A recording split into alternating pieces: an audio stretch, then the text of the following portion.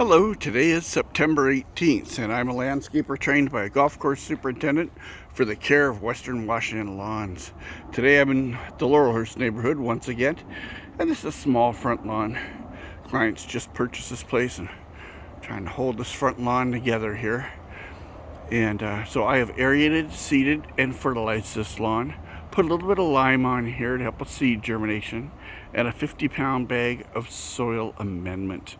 And I'm going to come back, I believe today's September 18th, I'm going to come back in about a month's time and take a look at it and just see how this lawn is doing. Once again, this is Stewart with the Aerating-Thatching company, LawnTuneUps.com. Hey, thanks for watching my video.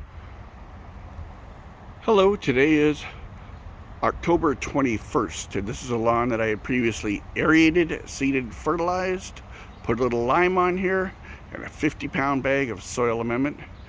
And I just wanted to show you the results. Once again, this is Stewart, and thank you for watching my video. Bye-bye.